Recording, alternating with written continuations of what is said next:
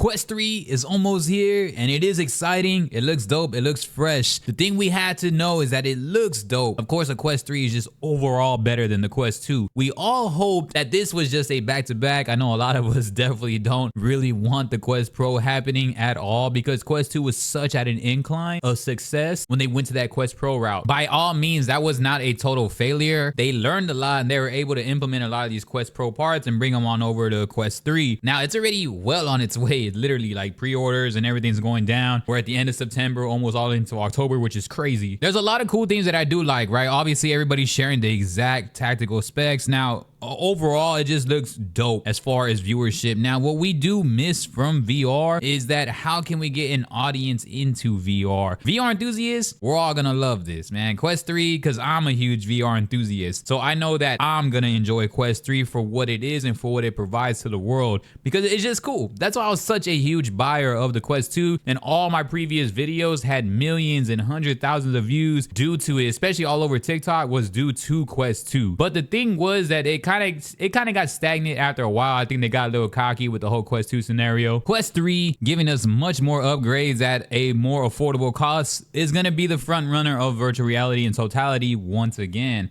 just because VR is very expensive. VR is very known to be gimmicky, and they just have so many expensive accessories that it just makes it too much of an obstacle to jump into. Quest 3 eliminates that.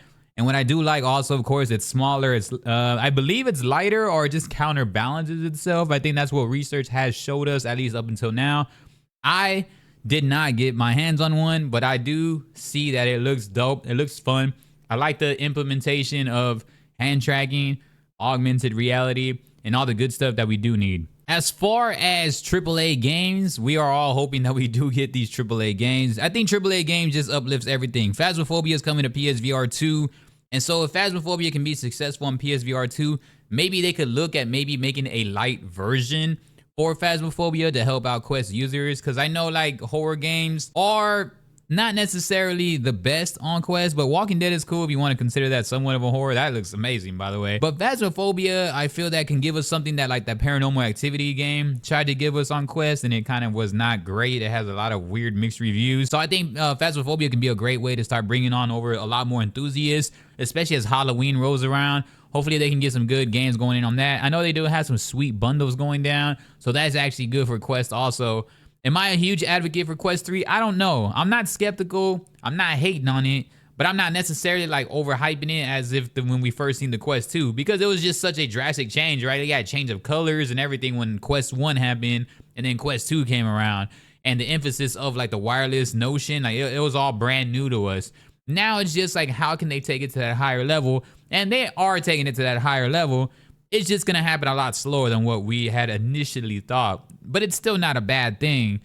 For me right now, mainstream audience was the main key, especially somebody like me who would stream VR a lot back in the day. I don't stream VR as much anymore just due to gaming in totality had been weird. Now, Quest 3 does show a trailer though that shows much more of the actual integrated apps and just its features versus just being a game aspect in terms of just an overview of everything. Because when we think VR and Quest, it's most likely just gaming that we all talk about. At least that's what they focus on. And a lot of the audience is younger. And these are the types of audiences that are going to grow as the Quest grows for a younger audience. But somebody like me who's a little bit older likes to see both sides of it. Like, we like to see the features, like the hand tracking and the augmented reality, the mixed reality, the pass through. And we want to see like just the capabilities, how light it is, the actual hardware.